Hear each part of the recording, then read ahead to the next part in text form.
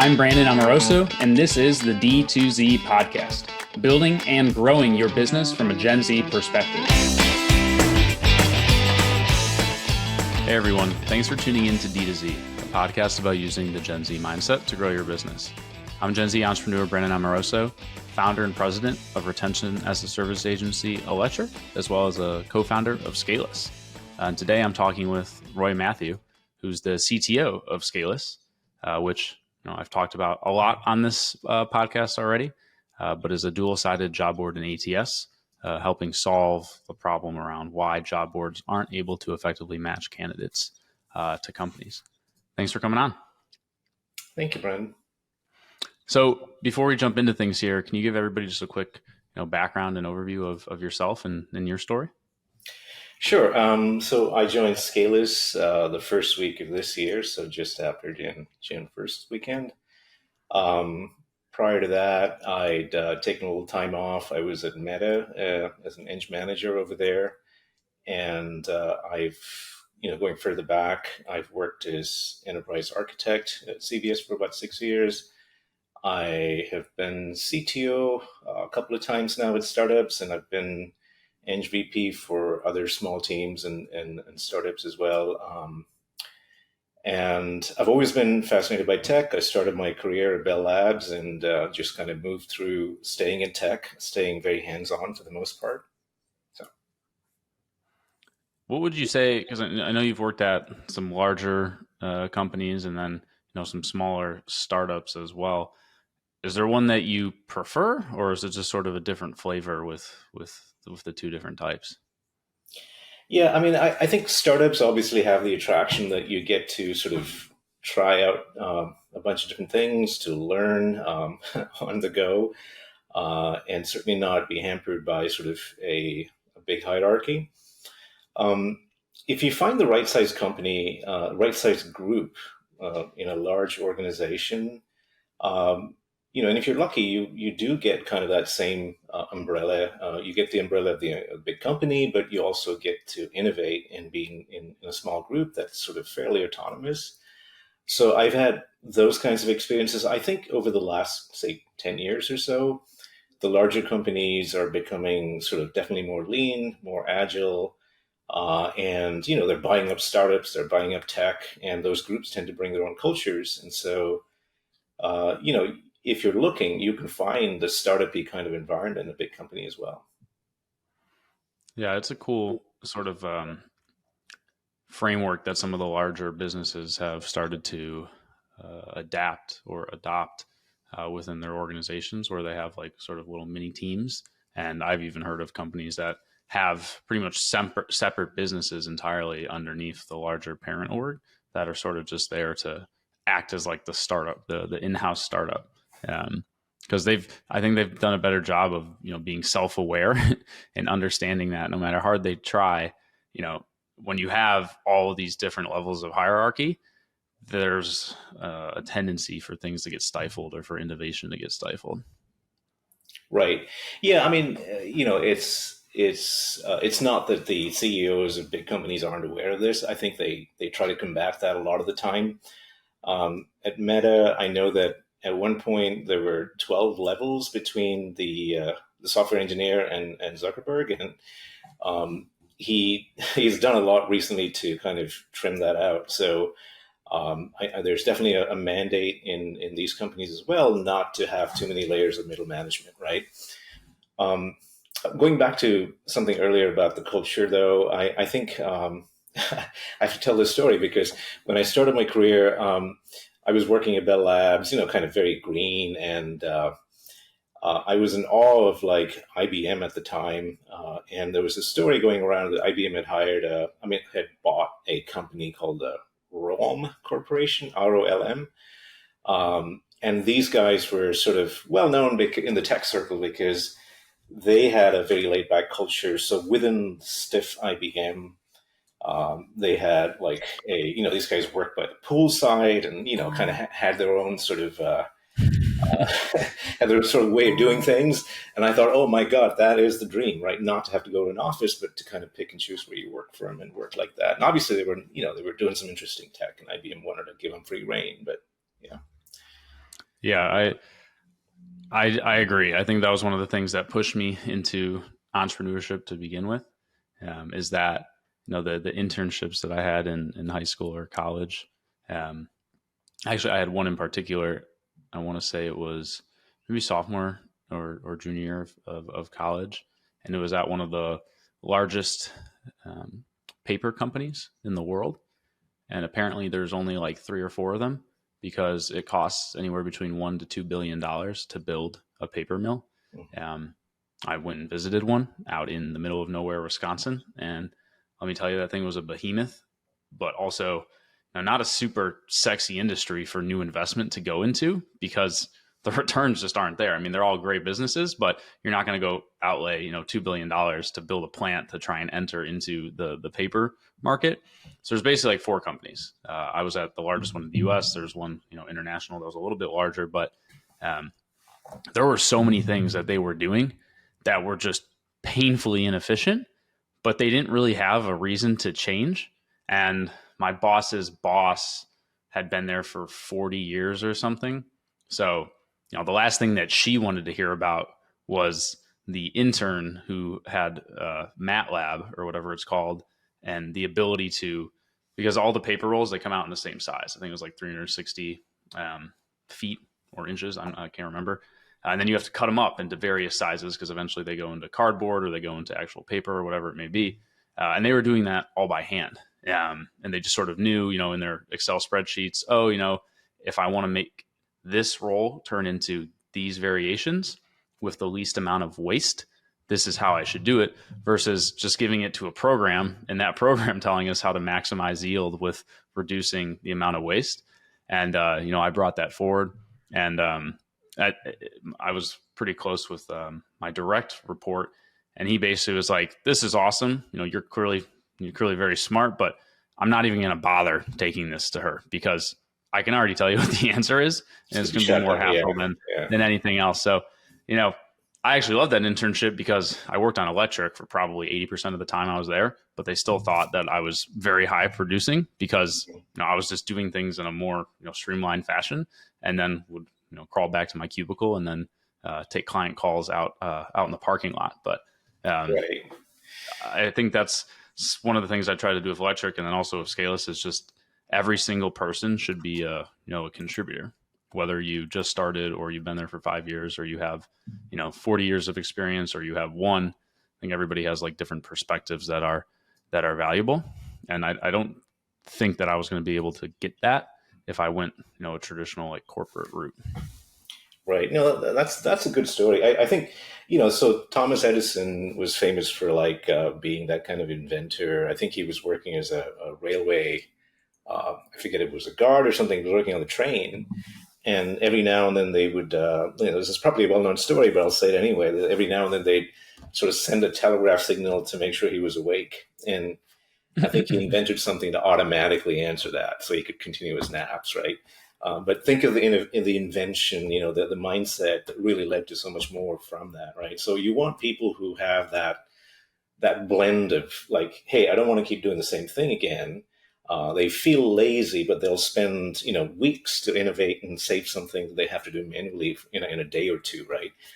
It's the invention, it's the process that really drives them, and I think we want to look for people like that. Yeah, the 100%. And I personally can't stand remote work. Um, I actually wrote about it on in my newsletter yesterday. The sort of the pitfalls that I've seen, especially with as Electric got acquired by Drinks, and we're now fully remote, and sort of the cat's out of the bag when it comes to that, because there's not even one location that we could consolidate into, because there's not enough density in a particular city that would make a remote amount of sense. It basically would just be like, oh, let's just pick a random US city, and now all 120 people need to move to that city. That's not feasible. But I think starting a new company now, the opportunity is there for that hybrid approach. And there was an article that just got sent to me this morning about how 2 days in office, maybe 3, would appear to be the ideal amount, where you get the productivity and the benefits of getting in person and being able to collaborate with the team. But we're not going back to the the Stone Ages of 9 to 5 in office Monday through Friday, wearing a suit and hating the fact that you have to go to work. So I Right. think that middle ground is really important, especially for a growing startup, to be able to have that collaboration back and forth, idea sharing, things like that, because nothing is black and white or systematized at this point. Right. Yeah. I mean, I think it's definitely not a one size fits all, right? You've got sort of teams that really, I mean, Elon's big on like, hey, everybody at Tesla is on the shop floor, and therefore everybody should be showing up to kind of, keep that same ethos, right? Yep. Um, I think with us, definitely sort of being able to hire around the world is really fantastic. I think I've had a good round of sort of success with finding people. We'll see how they turn out, but at least finding people with talent, seems definitely to have worked out recently. Um, More than sort of prescribing a time or an amount of time to be in the office, I think it's about sort of, to me, the more interesting question is how do you motivate people, right? And how do Mm-hmm. you sort of make them want to really be there and produce? And I think if you do it right, you can sit back. It's like planting, and using the right fertilizer, right? Your encouragement and the direction you set is kind of going to create that environment. And I think if we do it right, we can get a lot out of people without sort of explicitly looking like we're breathing down their neck. You want to ideally you want to sit back and let people kind of run with it and surprise you with what they're able to produce. And so that's my holy grail. That's what I'm working towards. And as you've been building the Scalus team, we've brought on quite a few new team members in a rather short amount of time. I was looking the other day in Deal, and we've got 11 that have either started or are starting in, I'd say, a 4 to 6 week period. Um, how do you think about, or what are you looking for when you're interviewing folks, when you're trying to build out your own team that'll end up in that sort of ideal state where you're able to help with motivation, but at the same time, you don't have to sit there like a court marshal or a drill sergeant and make sure that people are, checking into work and then, leaving, etc. Right. Yeah. I mean, so at the hiring stage, I think it's really about like finding a cultural fit. I know that this is sort of uh, sometimes laughed at, sometimes frowned upon, like, oh, cultural fit. You're looking to hire people like you, right? Basically, that's the kind of the question that people think when you say that.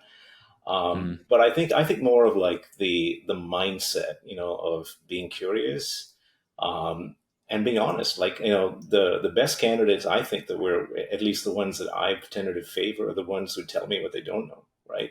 What they haven't done, and not try to sort of present like this huge repertoire of stuff that they claim to have dabbled in, and you dig a little deeper, and it's like, oh, wait a minute, sorry, I didn't think that was a very good answer. Um, so you want to hire people that are smart enough and sort of self-aware, right? So that they can tell you what they know. They have the confidence to tell you what they don't know, right? Mm-hmm. But once they're in, I think managing them is definitely, ideally you want to do as little managing as possible, right? You want to sort of be the one who handles exceptions, not the routine day to day, right? So I'd like my day to be focused on researching, kind of seeing what's going on. I want to experiment with new ideas, new architectures, things like that. And I don't want to be breathing down the neck of my team. We just started 3 people today, and the first thing I did was pair them with 3 existing people and said, "Hey, you're the mentor, even though you've only been here 3 weeks, right? You're the mentor to this new person." Mm-hmm. I think there's a certain amount of empowerment that comes with that, and a sense of responsibility. Um, Instead of people waiting, sort of to be anointed, I think you trust them and you say, "Hey, can you go with this?" And you only intervene if you need to. So I see a culture of the team settles, in its own way. And my job is to weed out the anomalies, right? We had a principle at Meta, no jerks. And I think we definitely want to carry that forward. I'm not looking for a 10xer. I'm not looking for somebody who can write the entire code base, and basically take us to levels of glory. I'm looking for somebody who can understand this, communicate well, and doesn't try to do it all, right? Knows when to ask for help, knows how to delegate, knows how to collaborate. That kind of person is always, in the long run, much more valuable, and it also attracts, the same kind of people. So if you build a core culture with a few people that are that welcoming mindset, I think that when they interview other candidates, I think they tend to bring in people like that as well. So you can create an organization by seeding it the correct way, and that's what we're trying here. Yeah, I think the foundation is very important. That first, 5, 10, 15 team members, if they're not strong and they don't have the, sort of the mindset that they are truly a part of the team. And I think that like feeling of ownership, even if, you're not, technically the founder, you are an integral component to building the future of the business. And if you don't have that, then everybody that follows in after that is sort of going to start picking up on, just little things here and there, but also just not be set up for success. And I think people want to work in an environment where, not only is it exciting, but they can see their impact actually, manifest itself within whatever the business is doing. Yeah, I mean, each job, and I don't think I appreciated this enough. I think early in my career, I tried to get away with doing as little as possible. Um, and I've been atoning for that the latter half of my career, right? Yeah. Working hard. I'm up early in the morning researching stuff. But I think each job, and this is what I sort of want to tell the team, is each job is like university, right, for the rest of your career. And so you get out of it what you put into it. It's not, the employers, shouldn't be in the position of sort of trying to extract things from you. I think you should give, knowing that you're going to leave with really analogous to the university, really like a solid background and understanding what it is, and very confident for the next one. Yeah. So, having gone from a giant business like Meta, headfirst into Scalis here, what excites you the most about this year? Given that it's almost been sort of 3 months to the date for you. Yeah. What excites you the most? But also, what are you most? I don't know if afraid of would be the right way to phrase it. But like, what are some of the things that you're looking out for? Some of the gotchas that you think could happen, over this year, as I think this year is critical. Mhm. Sure, every year is critical, but this is really the first year where we'll have the core team in place and the product will be pushed into market and we'll be off into the races. So, if things don't go not according to plan would be the wrong way to phrase it, because they obviously won't go according to plan. But if things don't go well, then obviously there's gonna have to be pivots and things like that. So what are you most excited for? But what are some of the things that you're looking out for? Right. Yeah. I mean, so I'll answer that by saying that when I joined Meta, I thought, I was asked the question is, so why do you want to be at Meta? And I thought, hey, what I really like is to work at scale, right, and to communicate. There were two things that I sort of had as my calling card there. Um, Oddly enough, when you work in a company like that, even though your product, is deployed at scale, you're not working at scale. You're working on Yeah. a small code base that is doing something very specific, and you hardly get to see kind of the scale aspects of it, the different teams, and the deploy. You just sort of feed it into the deployment machine, and then it goes from there, and somebody else handles it. And if there's production outages, you just roll back a version.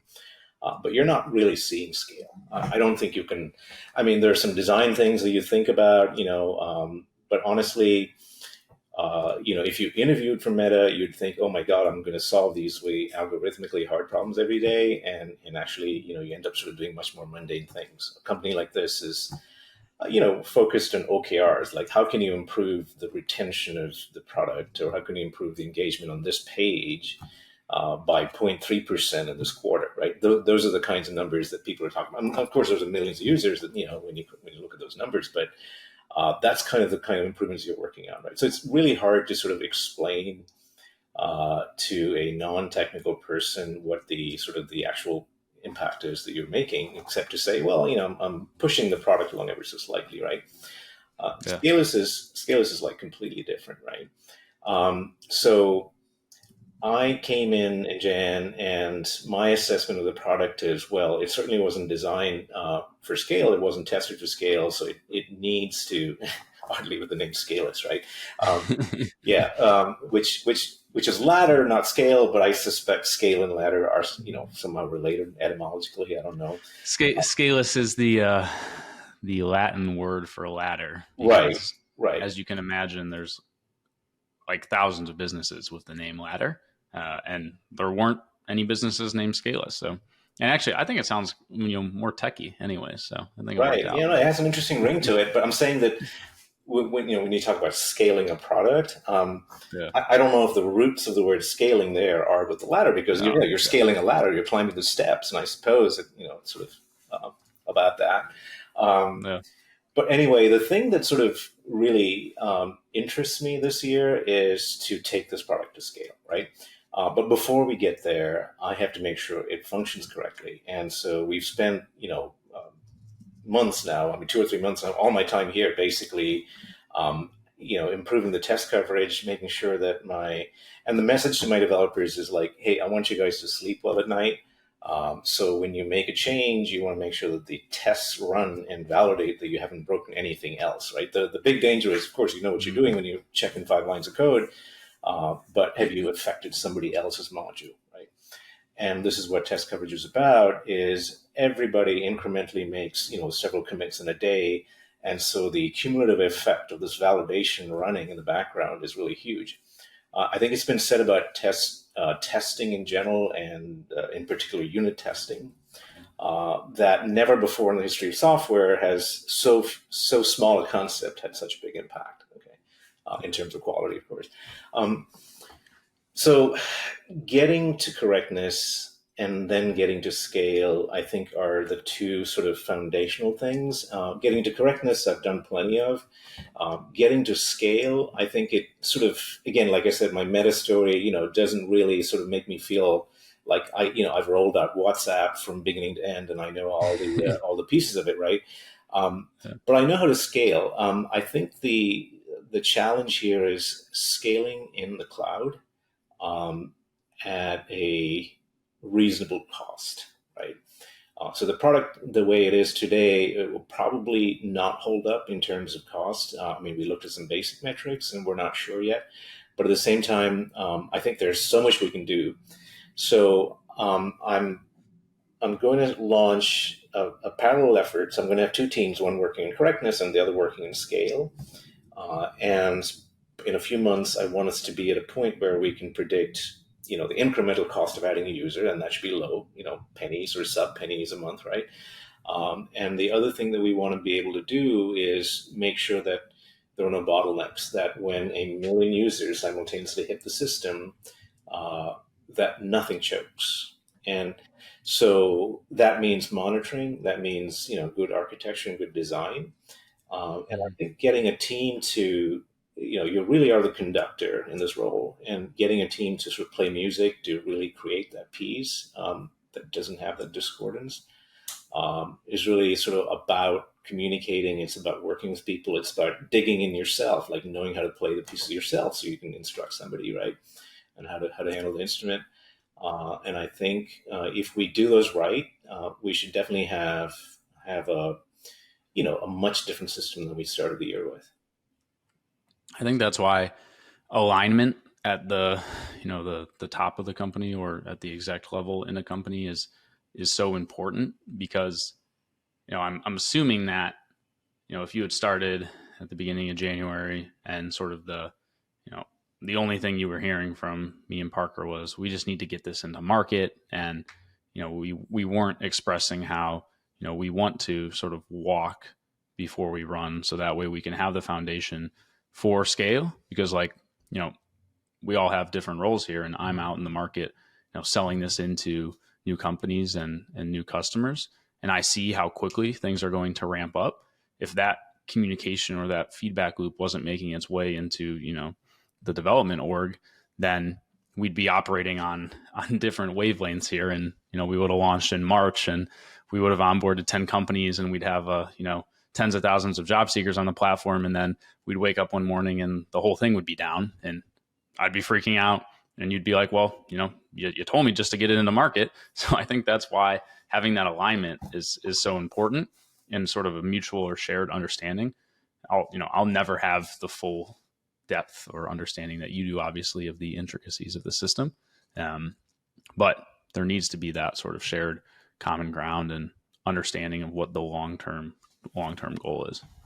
Yeah, no, and I really appreciate the air cover there. I think that Parker and I work very closely together, and I think that's very valuable, right? I'm not just like, okay, hey, tell me about the tech problem you want to handle, and let me go off and figure it out, right? And then I'll meet you, every 2 weeks or something.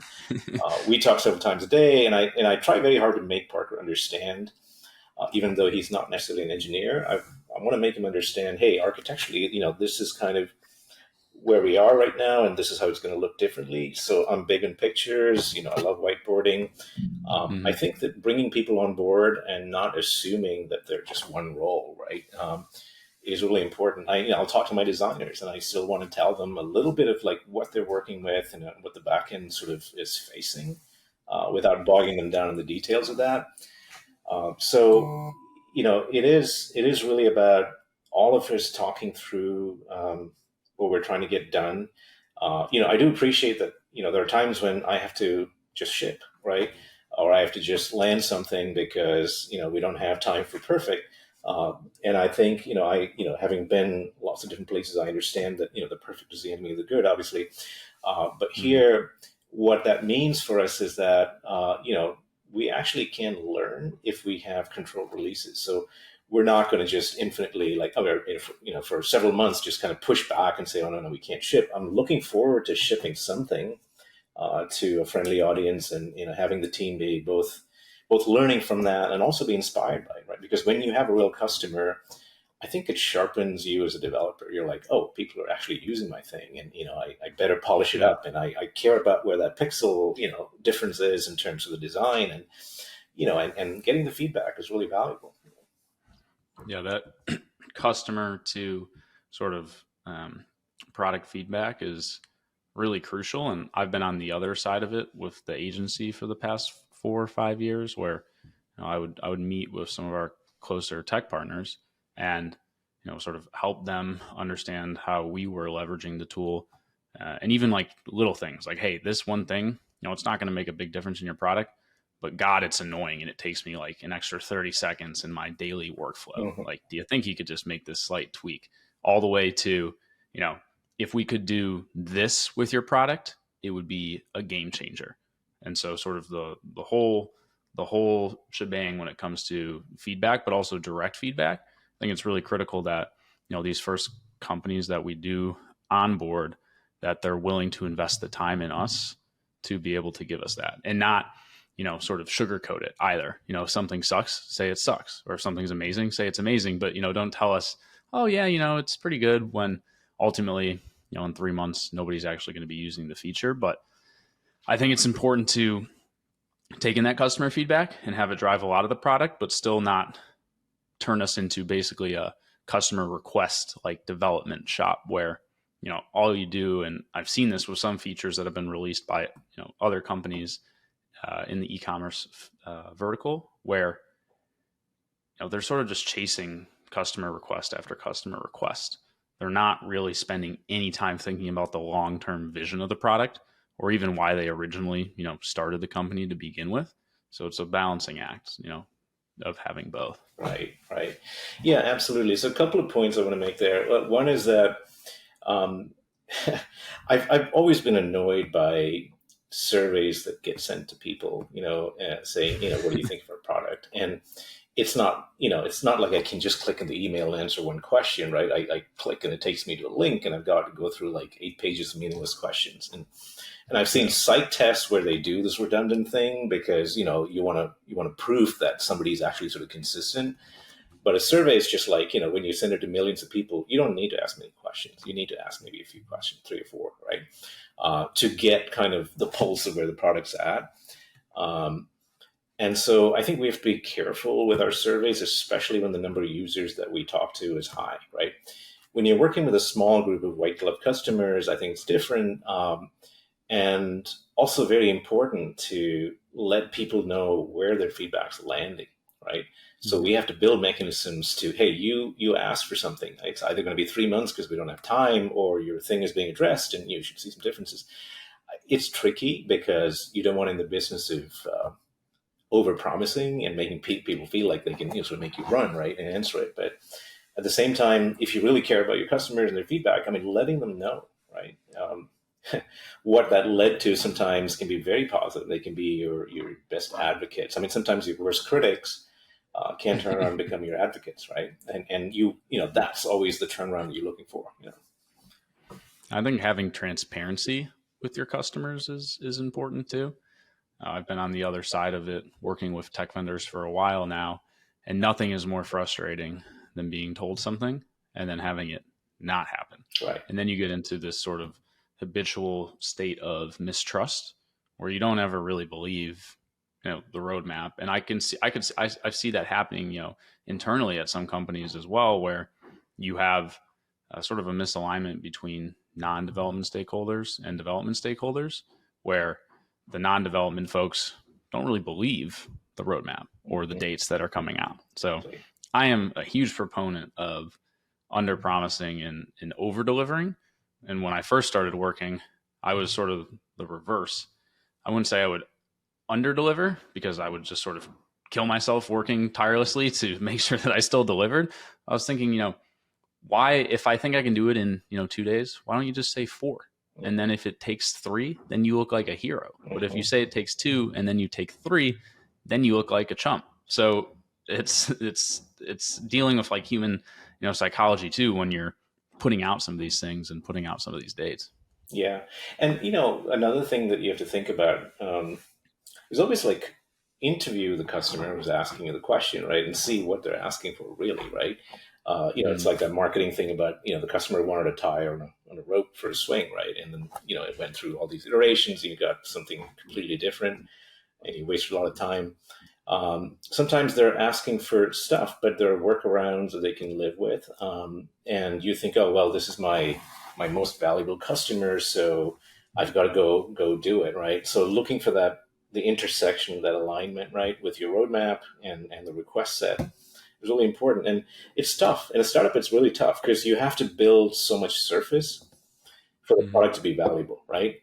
But once you hit that point where it is valuable and they can't live without it, I think then you start being able to sort of control the game a lot better, and you can be, even a little change has a lot of impact because it's built on top of like, a large system that already does a lot. So the improvement is kind of, almost pervasive, right? You do it in one area, but it affects many things. And it's a big win. But, like I said, we're startups, so, it takes time to get there. I think knowing that that'll happen and sort of keeping the product as bare bones, but, as functional as possible. So there are things that Parker and I have had plenty of discussions about, and my point always is this fluff or can they not live without it, right? We have these tough conversations already. And I think that, that we've sort of started with, oh, we've got to have all of this, right? And we've only got 2 months to do it too. No. We've got phase 1, which is all the stuff that really makes a difference to the workflow. Let's get that in. Let's get that correct, right? And then if they want to sort of see these additional views or this additional piece of data to help them make the decision and sort of hop into another place, well, that's kind of a P2. That's a nice to have, right?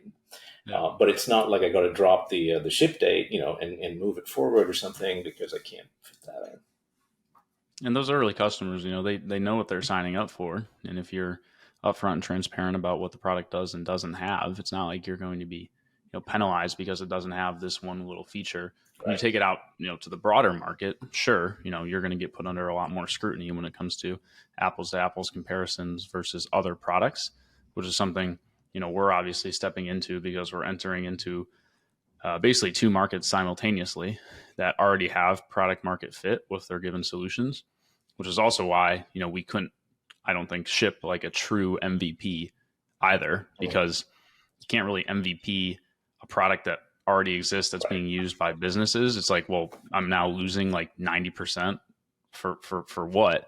So that's sort of a blessing and a curse. But I'm just really excited to get that, that first person actually using the product, because sure, we've done tons of feedback sessions, people have gone through it, this and that.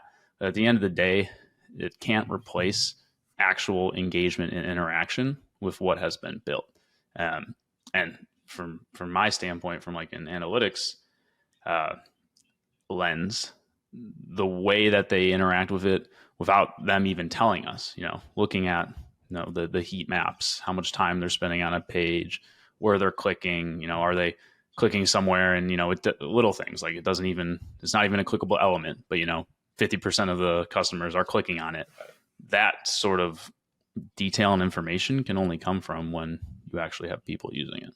Yeah, no, it's a game changer. When you go live, I think, suddenly everybody goes, oh crap, the stuff that I wrote is real, and things depend on it, right? And so, you end up sort of seeing, oh, I wish I'd written it differently. I wish I'd sort of written a more efficient version of it, whatever. And that's what I'm trying to sort of get ahead of right now with letting people make sure that they not just write the code, but write the test for those code bits, so that if something needs to be changed, they can be, quote, fearless about it, right? And this is all in line with like the earlier point I made about the value of tests. I think we can build a good system. It doesn't have to do everything, but like you said, if you're getting into the market and something's already been built, then that's your baseline, right? And so either you compete on price and you take away a few things, or you basically come up with a better product and you outsell them.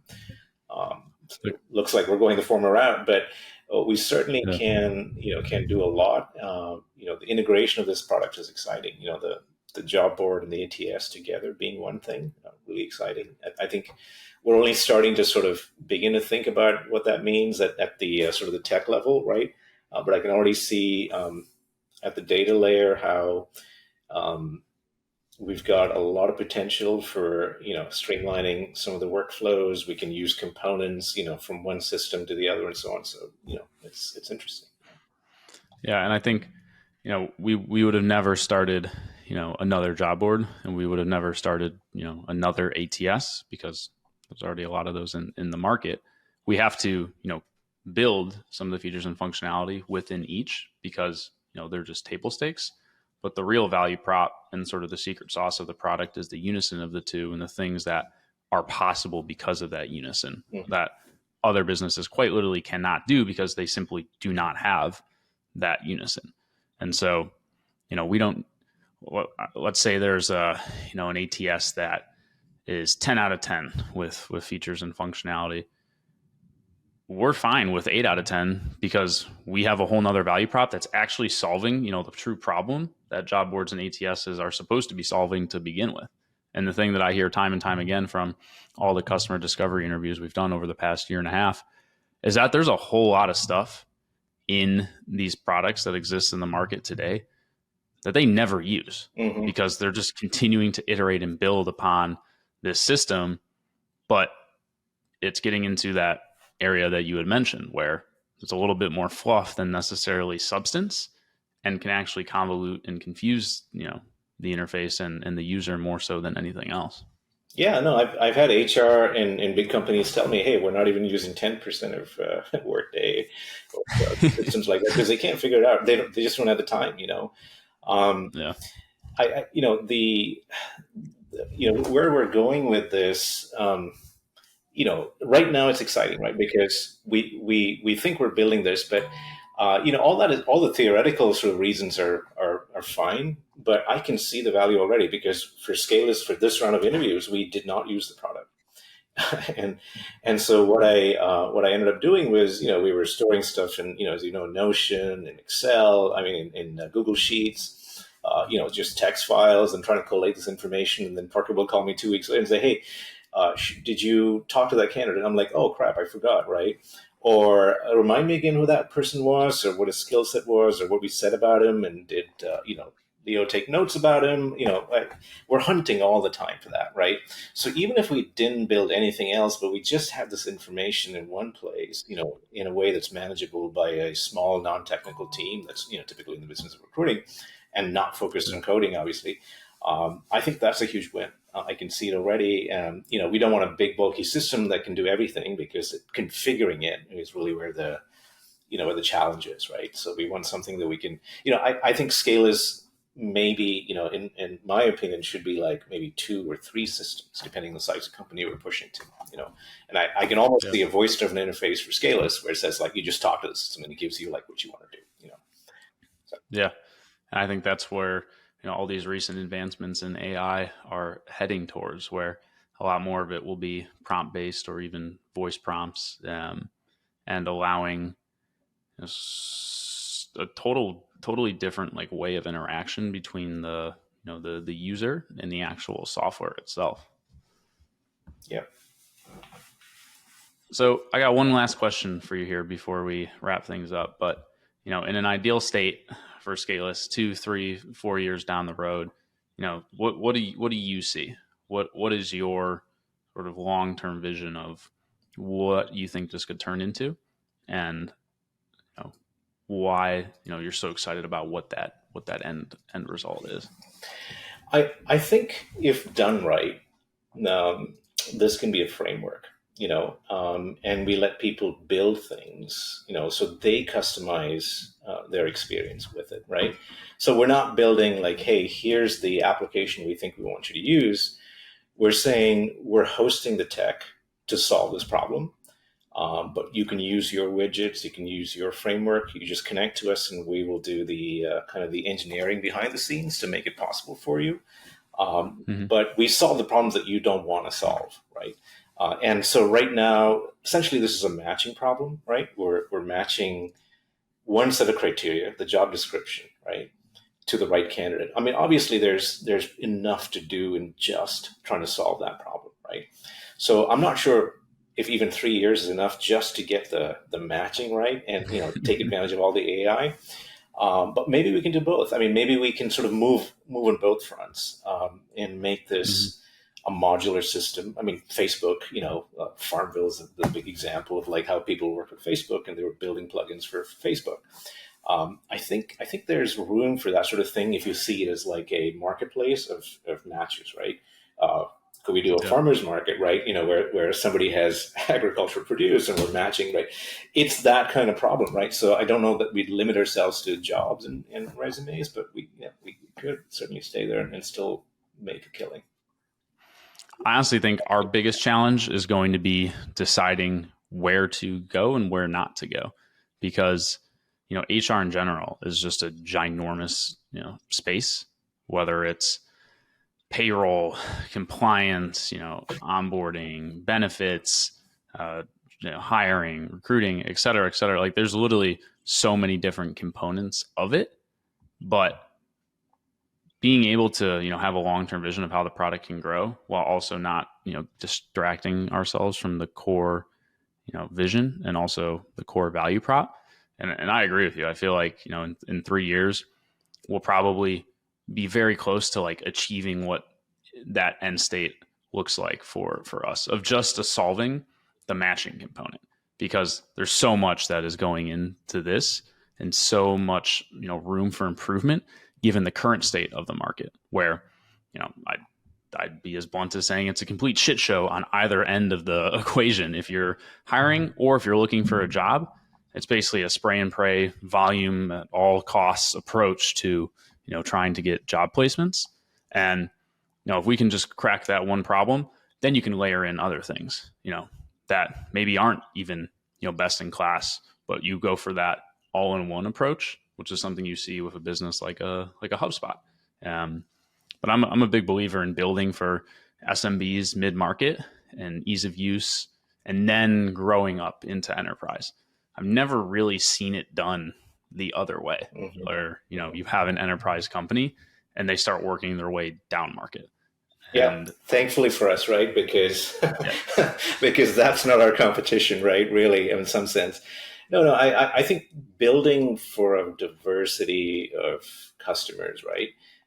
is really what it's all about. And Facebook Meta realizes this, and I think they've hired differently. They're innovating differently. They're certainly opening up shop in different countries because they want people from all around the world to participate in the development process. And that makes a richer product, right? So yeah, I mean, like you said, in 3 years we may be close to solving, or at least leveraging, the tech that's in place at that point to really produce a decent solution, right? Because I don't know that we're inventing anything here. We shouldn't be. We should be engineering it, right? So the physics we leave to people doing the AI, but the actual engineering and producing products that people could touch and use and find genuinely useful, that's our mission, right? Yeah.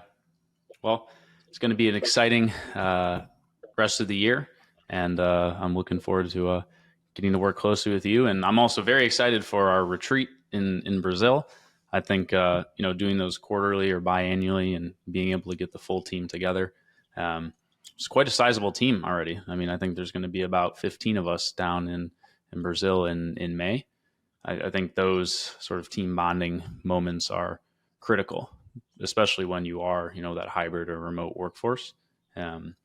It's going to be just fun. Aside from just the business value and benefits of it, I think it's going to be a really, great time in terms of getting to hang out with the team, get to know each other on a more personal level than just, on a Zoom screen. Right, so. Right. No, absolutely. It's funny. I always wanted to work in Brazil. I remember like 20 years ago applying to a job in Curitiba, and I didn't get it. And I was pretty bummed then. Then I got caught up in other things, but I always had Brazil in my mind. I used to do the tech for a publication here called Lab and Trade, and they were basically like scouring markets in all of South America and publishing articles about trends and stuff. And I remember talking to Mike, the guy who was the editor there, and which country in South America should I go to? Should it be Argentina, right? Because everybody was all about Argentina. He said, no, go to Brazil first, right? Go check it out. So looking forward to that. I'm looking forward to the food as well. I love eating, so right. It'll be a good time to try new cuisine. Well, thank you so much for joining us. Usually I ask people at the end of the show where they can, find you online, but everybody can find both of us online at the same place. So thank you again for coming on. For everybody listening, as always, this is Brandon Amoroso. You can find me at brandonamoroso.com or scalis.ai, and stay tuned for a bunch of exciting announcements and updates over the coming months.